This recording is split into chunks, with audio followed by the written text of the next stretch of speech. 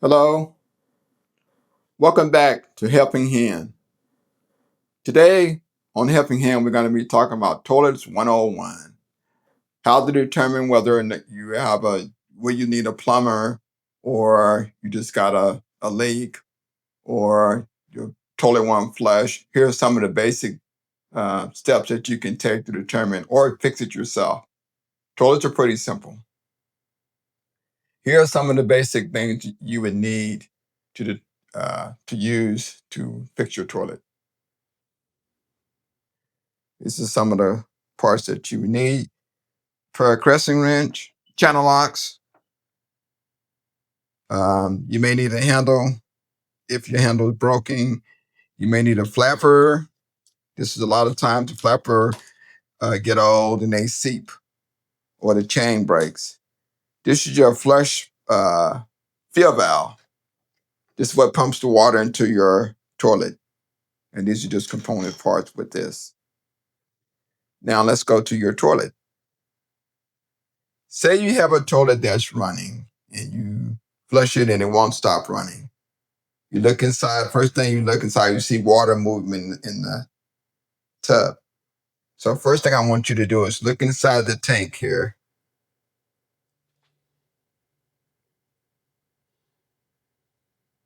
And I want you to kind of inspect everything. Make sure your chain is hooked up. Make sure everything's there. You make sure your fill valve is not loose or anything. A lot of problems, a lot of times you find that the chain is broken. This chain that's hooked up is broken or it rusted in two or something like that. So you can replace that for about like $6 at the local hardware. Just take it off and take it to Home Depot. You can get another one just like the one you have on. It's just very simple to pull off. There's two little things on each side of it. If you need to change your handle, this handle here is a backward screw. You just unscrew it and the handle, just take it to your local hardware store. They can match it up because a lot of them have different angles. If you need to change your fill valve, and a lot of times, you come to your toilet and you say, man, I flush it, and sometimes it flushes and sometimes it won't, or it doesn't fill up all the way. A lot of times, if it's not filling up all the way, your fill valve could be sticking. And the way you can check to see whether your fill valve is sticking is to flush it, and then I'm going to flush it, and then once it starts to fill back up, notice that the water should be coming out of this little deal to fill it up. That's what fills it up. Now your fill valve got a float right here, down here in the bottom here is a little float. And once it reaches a certain level, it stops. You can adjust the level that you want, how much water you want. You can save more water by adjusting it. Single set screw here, you can turn this screw and it can make that float go down further.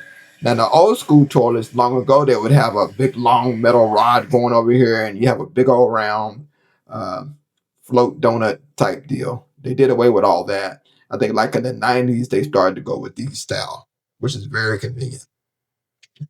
Now, if I was going to change this particular one, there's nothing wrong with this one. But if I was going to change the first thing I want you to do, if I'm going to change my fuel value, you want to check it out first. Just like I flushed it and fill back up. Here's another way you can check it to see if it's pumping water, is to flush it again.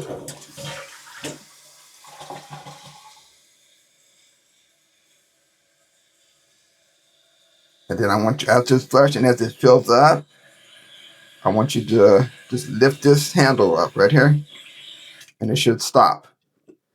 And if it doesn't stop, that lets you know your fill valve seals or something's probably bad in it or it's got trash in it. A lot of time you get hard water built up inside of it. And if you just take this and jiggle it a couple of times, it usually frees up and start working. But sometimes it doesn't and you're just old and need to replace. So if you need to replace this, I want you to, first thing you need to do is to turn off your water.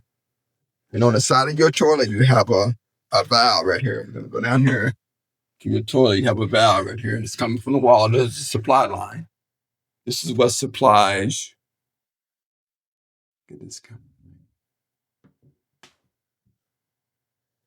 The supply line, you see it right there? Here's a valve. You want to turn this valve, turn it to the off. Sometimes if you turn it off and the valve is bad, it won't go off. And once you turn it off, make sure it's off. Go back in here, flush it again to make sure it's off. No water or anything should come. No water or anything should come fill up. And if it fills up more, then that means your valve is bad. You need to replace this particular valve.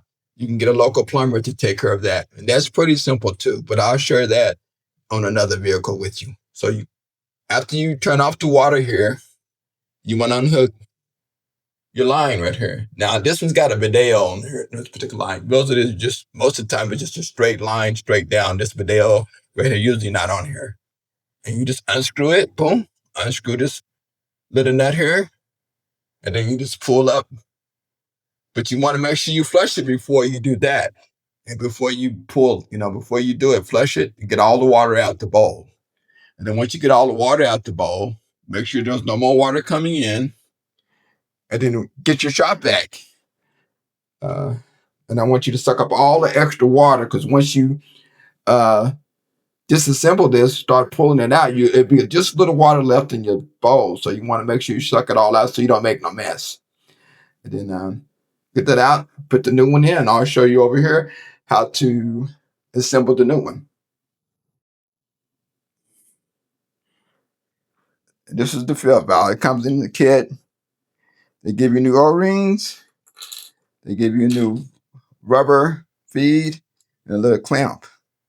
And it's all you have to do to this fill valve. You just push this on. Read the instructions always. You just place this on here, like so.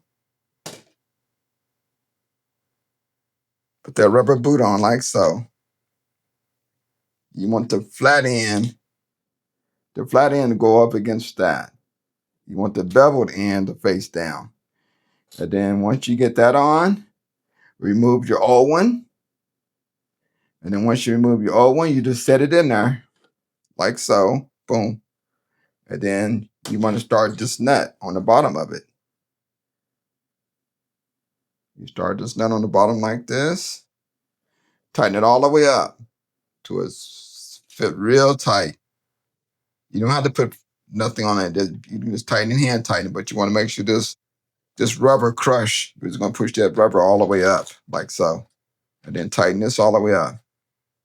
Once you get it set up in there, you pull the other one out, and then you're going to set this one up in there like so. And then tighten it up accordingly. Then you can position it just like you position that other one. Then you're going to take your little hose, connect your hose on, and then you put this little water feed, put this on the other end of it. And that's this little deal, what feeds the water. Let me show you back over here where it feeds the water to. See that little, if you can see it really good. There's that little feed right there that feeds the water, and it goes down in the center of that. And it's got a little clamp on it. You want to push it up on it like that. And that's what feeds the water. Then when you're done with that, make sure your flapper is connected really good, and you should be in business. Then you want to go ahead and turn the water back on. Turn the water back on, turn it on slowly, look for leaks. Once you look for leaks, look at all the lines where you connect it back, make sure there's no water coming from there. And then while you're down here, I want you to kind of inspect your toilet. I want you to look around at all the bolts and stuff. See this bolt right there? That's the two bolts that hold your toilet down. Sometimes they have nuts and sometimes they have wing nuts on them. Now I got my cap off. If you ever have one of these that have a cap off, always install the caps on. And the reason why is that, say you have kids or grown-ups, a lot of times those screws are rusted. And if you step on one of them, you can lose a foot. You know what I mean? You don't want to get gangrene or get your foot infected. So always have those installed. Caps may cost you $4 at Lowe's. And you just pop them on. If you can't, if they won't fit on, just take some silicone and fill up the cap and then place the cap over it. And that'll hold it. You want to make sure those are always covered. So I don't want to get hurt. Then you turn the water back on, boom, and then it should fills up. She see it fills up, and then as she fills up, notice your water line. Water line is coming just above that. I'm not getting a really good angle. Just above that little lip. And then make sure it's filled right there. Let me give you a better picture. Come on.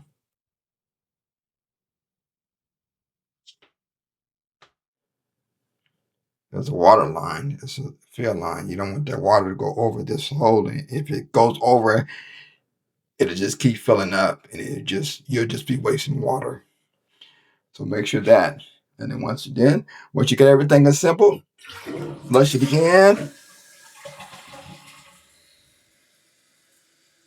Wait for it to fill up one more time. Check for leaks again. And if there's no leaks, your job.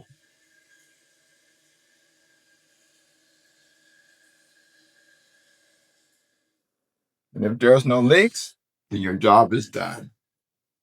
That's the basic principle of checking out your toilet and changing some of the component parts in it. I thank you guys for tuning in. For those who have not subscribed, please subscribe. Please do so. You can follow me, and I'll follow you back. You can find me at Helping Hand OKC. That's Helping Hand OKC on YouTube. For the ones that hadn't subscribed, please subscribe. Thank you. See you next time. Bye-bye.